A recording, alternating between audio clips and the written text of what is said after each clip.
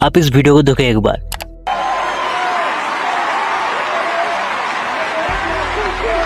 इस आंधी ने ना ही कोई बहुत बड़ा एग्जाम क्लियर किया है और ना ही कोई बहुत बड़ा सोशल वर्क किया है। तो आप बोलोगे फिर क्या क्या है, इतनी ताली क्यों बज रही है? ये भाई साहब इंडिया के सिटीजनशिप छोड़ रहा है और न्यूजीलैंड के सिटीजनशिप को अपना रहा है। न्यूजीलैंड एक ऐसा कंट्री है जिसकी साइज इंडिया से 12 टाइम छोटा है और पिछले क्वार्टर की बात करें तो 2024 में सिर्फ 0.7% की ही ग्रोथ हुई है। सिर्फ 2023 की बात करें तो 2 लाख से ज्यादा इंडियंस ने अपने सिटीजनशिप को छोड़ दिया है। You know who topped this list? Indians. The highest number of foreign nationals acquiring Canadian citizenship were Indians. The question is why? Why are so many Indians renouncing the Indian citizenship? इस list में सिर्फ super rich millionaires नहीं बल्कि middle class Indian भी शामिल है। जब इस भैया की रील वायरल हुई तो बहुत सारे लोगों ने अलग अलग कमेंट किए। किसी ने कहा कि हमारे देश की सिटीजनशिप को छोड़ के हमारे देश की अपमान कर रहा है, तो किसी ने कहा कि बहुत सही किया, हमें भी मौका मिल जाए तो हम भी छोड़ देंगे, और किसी ने कहा कि now he will be able to provide better living standard and good future of his kid. और अगर HNI यानी कि हाई नेटवर्थ इंडिविजुअल की बात किया जाए तो 2022 में 7,500, 2023 में 5,100, 2024 में 4,300 इंडिविजुअल ने हमारे देश की सिटीजनशिप को छोड़ दिया है। और आपकी जानकारी के लिए बता दो कि ये HNI वो लोग थे जिसकी नेटवर्थ 25 करोड़ से ज्यादा था। If we are facing misery, why should not we leave the citizenship? If I will get the chance there, and which I am thinking about, I will definitely leave the citizenship. वाले अपने शाहरुख खान की Dunki movie तो जरूर देखा होगा जिसमें वो illegally Dunki root के जरिए यूएस में घुसने की कोशिश करता है। ठीक वैसे इस साल 2022-23 में 97,000 इंडियंस ने डंकी रूट के जरिए यूएस में घुसने की कोशिश किया था। Data says that around 96,917 Indians were arrested while illegally crossing into the United States between the October 2022 and September 2023.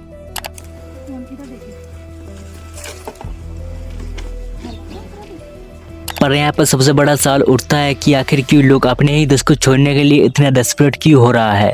क्या हुआ है मेरे देश को कि मेरे ही देश के लोग अपना देश छोड़कर के जाने के लिए मजबूर हो जाए?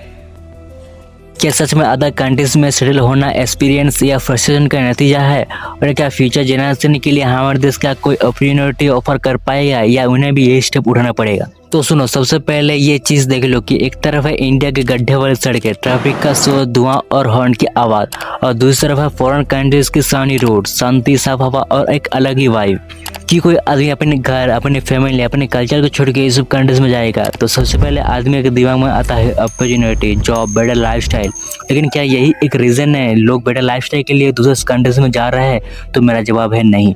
10 में से एक ही रीजन हो सकता है, पर पूरा कहानी यही नहीं है। इसके पीछे एक लंबी लिस्ट ऑफ रीजन जो हमें हमारे देश से दूर ढकल रहा है, ऐसे रीजन जो हमें दूसरी जगह खींच रहा है, जिसको कहते हैं हम पुश और पुल फैक्टर, जो मैं अगर कवर करने जाऊंगा तो 4 से 5 घंटे की एक मूवी बन जाएगी, जिसको मैं किसी और वीडियो के अंदर कवर करूंगा अगर इस वीडियो के अंदर अच्छी खासी रिस्पॉन्स मिलता है तो पहले बात करते हैं पुश फैक्टर के बारे में, जो हमें हमारे देश से छोड़ने के लिए डेस्परेट बना रहा है।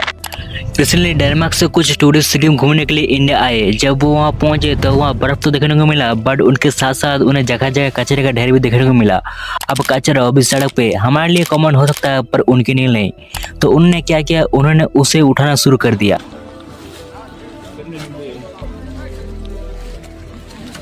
हम इंडियंस बहुत लाइटली ले लेते हैं सड़क पे गंदगी करना, बट दूसरे कंट्रीज में नहीं। लोग अजीब अजीब से गेम खेलते हैं, एक्सप्लोर इंडिया अंटिल इट्स अगली, आप ये सर्च भी कर सकते हो। यहाँ पे लोग क्या कहते हैं, वो गूगल मैप पे जाते हैं और इंडिया के किसी पॉइंट को जूम करेंगे और वहाँ पे जाके देखेंगे वहाँ पर कचरे का ढेर मिलेगा या नहीं। अब जिस किसी को ये कचरे का ढेर मिल जाते हैं तो गेम वहीं पर खत्म हो जाता है। और ये जो डेनमार्क वालों ने किया है ये कोई एक घटना नहीं है, बल्कि ऐसे इंसिडेंट घटते रहते हैं। जैसे कि एक और सिमिलर केस है, जो एक फॉरेनर है वाटरफॉल को साफ करते हुए दिखाई देते हैं और वो कहता है कि मुझे कोई प्रॉब्लम नहीं है कचरा साफ करने में।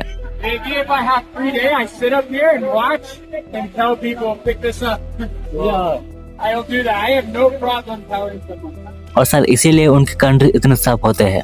अब बात करते हैं हवा के बारे में। हमारे एयर क्वालिटी इंडेक्स AQI, एक रिपोर्ट के अकॉर्डिंग AQI 51 से लेकर 100 के बीच में रहना अच्छा माना जाता है। अब अगर लेवल उसके ऊपर उठ जाता है तो ये सीरियस डिजीज कॉज कर सकता है। पर अब जरा सेंट्रल पोल्यूशन कंट्रोल बोर्ड की 2024 की रिपोर्ट देखो एक बार। दिल्ली 310, सिंगरौली 300, गाजियाबाद 257, नोएडा 252। सबको याद होगा वो सीन जब निखिल कामत के चलते पॉडकास्ट पर ब्रायन जॉनसन उठकर चले गए किए थे, सिर्फ और सिर्फ एयर क्वालिटी खराब होने की वजह से, जबकि पूरा पॉडकास्ट एक 5 स्टार होटल में शूट किया जा रहा था।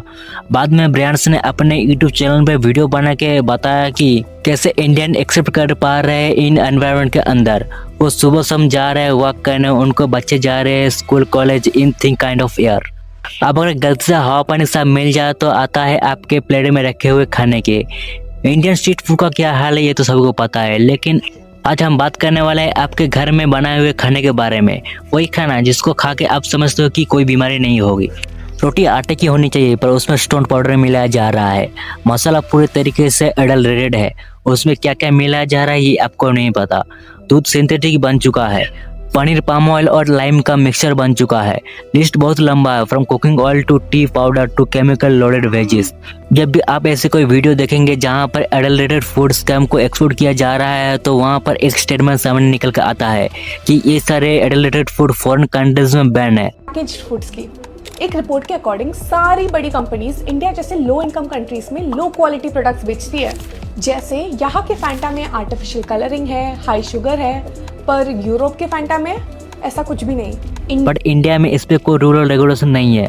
बस सवाल तो ये है कि गवर्नमेंट इसको नजरअंदाज कर रहा है, जो डायरेक्टली हमारे लाइफ को स्पेंड को कम कर रहा है।